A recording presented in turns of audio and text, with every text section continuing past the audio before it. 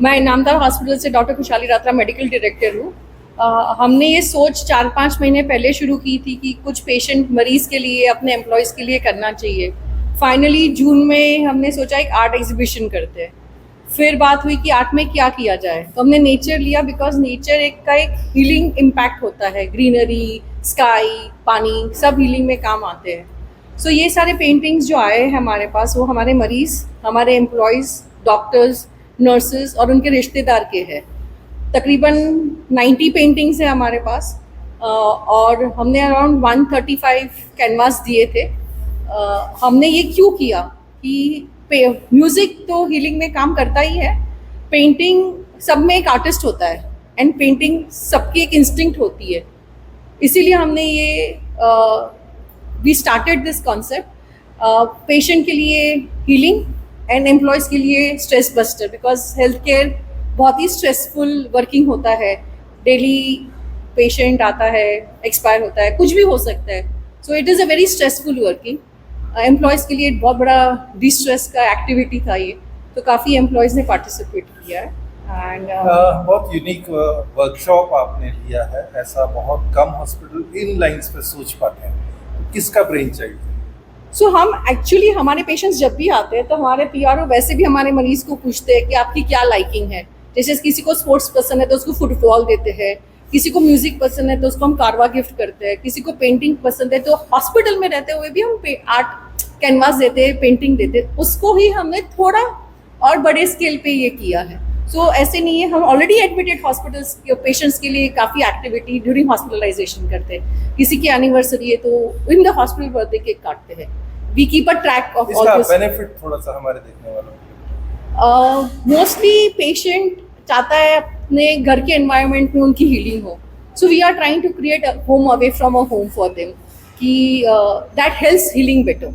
End ये बहुत सारी स्टडीज़ है वो कहती है कि घर के वातावरण में हीलिंग बेटर होता है। तो वही सेम हम यहाँ करने की कोशिश कर रहे हैं और हमारे पेशेंट्स ये फीडबैक भी देते हैं हमें। क्या रिस्पॉन्स रहा? टुबे साई चित्रकला महाविद्यालय principal Azam campus Inamdar multi specialist हॉस्पिटलमध्ये हे पेंटिंगचं अनोखं कॉम्पिटिशन घेतलेलं आहे। आपण दवाखाना म्हटलं की साधारण वेदना घेऊन येणारे पेशंट आणि त्यांना रिलीफ देण्यासाठी असणारे डॉक्टर, कर्मचारी हे आपण दृश्य पाहत असतो। तर डॉक्टर, कर्मचारी आणि सगळ्यांनी मिळून पेंटिंग सारख्या विषयामधून आज 90 स्पर्धकांनी भाग घेतला आहे आणि अतिशय सुंदर असे नेचरला अनुसरून पेंटिंग केलेले आहेत। आम्ही आत्ता पेंटिंग पाहिले, अतिशय सुंदर आणि वेगवेगळ्या प्रकारचे भावना नेचरच्या माध्यमातून त्यांनी कॅनव्हासवर उतरवलेल्या आहेत आणि हा उपक्रम अतिशय छान वाटला। म्हणजे तुम्ही तज्ज्ञ आहात या विषयामध्ये आणि तुम्ही ज्यावेळेस हे पेंटिंग जज करताय, आम्ही ॲज अ लेमॅन ज्यावेळेस बघतो की म्हणजे खूप असं मजलेला आर्टिस्ट असेल अशा या पेंटिंग्स बनवलेल्या, काय काय म्हणायचं? हो, बरोबर आहे। पेंटिंग पाहिल्यानंतर असं वाटतं की त्याच्यामध्ये खूप त्यांनी जीव ओतून आणि खूप वेळ देऊन, खूप मेहनत घेऊन काम केलेलं दिसतंय आणि टेक्निकली आणि कलर स्कीम म्हणा, बाकीच्या गोष्टी अतिशय सुंदर अशा चित्रामध्ये दाखवलेल्या आहेत आणि याच्यातून प्राईज काढणं आम्हाला पण डिफिकल्ट आहे आणि मी हे सगळं नियोजन करणारे, आयोजन करणारे मॅडम आहेत त्यांचं मी खूपच आभार मानेन या प्रोग्रामबद्दल। याच्यामध्ये आपल्याला असं सांगता येईल का की समाजात कलाकार खूप गुणी आहेत आपल्याकडे, फक्त वाव मिळत नाहीये, हा एक दुर्भाग्य आपल्या देशाचं असं म्हणता येईल? आपल्या पुण्याचंच उदाहरण घेतलं तर सायरस पुनावाला यांनी 168 कोटीचं पेंटिंग, म्हणजे भारतातलं सगळ्यात जास्त किमतीचं पेंटिंग आपल्या पुण्यामध्ये आलेले, पण पुण्यात कलेला पाहिजे तसा वाव मिळत नाही।